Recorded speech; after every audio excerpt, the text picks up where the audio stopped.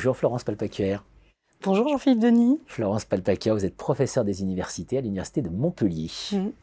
Vous êtes auteur, avec Nicolas Ballas, Université de Montpellier également, de l'entrée chaîne de valeur globale dans l'Encyclopédie de la stratégie.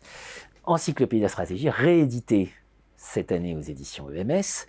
Évidemment, cette réédition est l'occasion de vous poser la question du regard que vous portez sur cette entrée. Et je vais commencer avec une question toute simple. Est-ce qu'elles sont en crise, les chaînes de valeur globales? Parce qu'elles ont quand même, à l'occasion de la crise sanitaire, été mises particulièrement sous les feux de la rampe. Tout à fait. Et c'est vrai qu'on a actuellement la conjonction de plusieurs sources de tensions et crises qui sont tout à fait préoccupantes et qui méritent qu'on revisite ce thème, même si dans le chapitre, on trouvait déjà les bases de ce que sont ces chaînes de valeur globale, avec des grandes entreprises têtes de réseau qui contrôlent la marque et la R&D, et qui font fabriquer leurs produits dans des chaînes d'approvisionnement aux ramifications mondiales, dans des strates successives de sous-traitants extrêmement opaques et difficiles à réguler. Et déjà, ce qu'on pointait dans ce chapitre, c'était le rapport complexe au territoire que ces chaînes globales de valeur développe et qui est plus que jamais d'actualité aujourd'hui.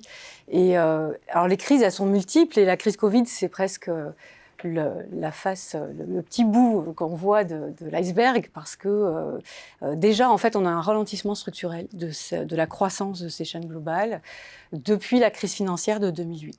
Comme ces chaînes sont très financiarisées, la crise des marchés financiers aux États-Unis en 2008 a un effet d'entraînement sur toutes les chaînes de valeur, l'Asie sombre. Et donc, c'est vraiment l'axe États-Unis, Chine-Asie qui est frappé directement par la crise des subprimes. Et la crise Covid, elle, va bien évidemment marquer un coup d'arrêt à nouveau de la croissance de ces chaînes. Donc, rien ne sera plus jamais comme avant. On n'est plus du tout sur les croissances très fortes qu'on avait par le passé. Et aujourd'hui, le bout des chaînes qui tient la production est monté en puissance. D'où ces tensions entre les blocs commerciaux, entre les États-Unis et la Chine, l'émergence de chaînes sud-sud, que pilote aujourd'hui la Chine. Et puis, depuis l'accident du Rana Plaza, avril 2013, on commémore les 10 ans ce mois-ci, on ne peut plus fermer les yeux. Les gouvernements sont poussés à agir et donc on a tout un ensemble de législations qui sont en train d'émerger sur les conditions sociales et environnementales dans ces filières, la responsabilité des entreprises donneurs d'ordre. Sujet absolument majeur.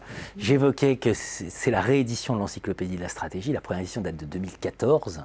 Depuis 2014, on a eu quand même Donald Trump, on a eu le Make America Great Again, toute la question de la relocalisation et aujourd'hui de la question de la souveraineté. On a vu combien on était dépendant. Et ça, c'était visionnaire de travailler évidemment sur ces chaînes de valeur globales, sinon on ne comprenait pas ce réel. Aujourd'hui, c'est le mot à la mode, c'est la déglobalisation. Voilà. Est-ce que notre monde est en voie de déglobalisation? Qu'est-ce que ça veut dire au niveau des chaînes de valeur globales? Le débat a fait rage. On a eu, sur les 2 dernières années, beaucoup de publications, des avis très affirmés sur une situation très difficilement prédictible pour autant.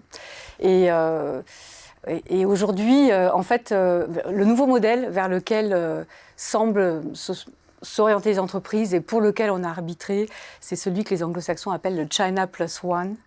C'est-à-dire que les gains d'économie d'échelle et les sources de rentabilité et les gains d'efficience qui sont possibles par ces chaînes de valeur, la dépendance qu'on a développée à ces systèmes d'approvisionnement dans notre modèle de production et consommation de masse, font qu'aujourd'hui, en fait, on est complètement dépendant de ce système et donc les grandes entreprises ne vont pas les remettre en cause. L'arbitrage, c'est de rajouter donc à côté des gros fournisseurs asiatiques qui tiennent aujourd'hui l'essentiel de la production, China Plus One, donc le petit fournisseur à côté pour assurer des éléments de résilience et de réactivité. Et donc on reste dans cette économie des gros volumes et malheureusement de la destruction sociale et environnementale massive qui a lieu loin de nous mais qui pour autant est tout à fait dramatique. Et c'est typiquement un sujet qui va aller croissant. On pense à l'Ukraine, on pense à Taïwan et toutes les tensions géopolitiques autour entre la Chine et les États-Unis aujourd'hui. Donc un sujet qui n'est pas appelé à disparaître.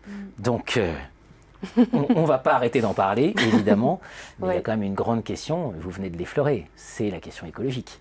C'est-à-dire qu'aujourd'hui, quid de la question du territoire, la question de l'environnement, etc. Quand on travaille sur les chaînes de valeur globale, comment s'en saisissent ces entreprises? C'est une vaste question et c'est vrai que la crise du Covid a créé tous ces débats sur nos dépendances à ces filières et aussi sur le non-sens dans lequel on se trouve enfermé avec les effets sociaux et écologiques et sur les territoires. Et il y a eu un vrai engouement en fait sur les territoires. Enfin, nous on l'observe indirectement par nos recherches auprès des acteurs qui sont impliqués dans ces mouvements. Il y a eu un regain d'énergie autour du Covid pour se ressaisir du territoire et redéployer une économie à taille humaine. Voilà, de proximité. Alors la situation est très complexe parce qu'on a aujourd'hui des territoires constitués d'un enchevêtrement de chaînes globales et de chaînes locales. Certaines régions importent massivement leur alimentation, exportent leur production. En fait, on peut pas, aucun territoire n'est purement local ou purement global aujourd'hui. Et donc, c'est cette situation qu'il faut embrasser, avec ces dépendances qu'on a construites historiquement, qui sont très difficiles, des trajectoires qui sont très difficiles à infléchir, mais les mouvements impliqués gagnent en maturité. Il y a vraiment de très belles expérimentations, de belles analyses. Et en tant que chercheur en gestion, on a bien évidemment une place pour accompagner ces évolutions et y participer.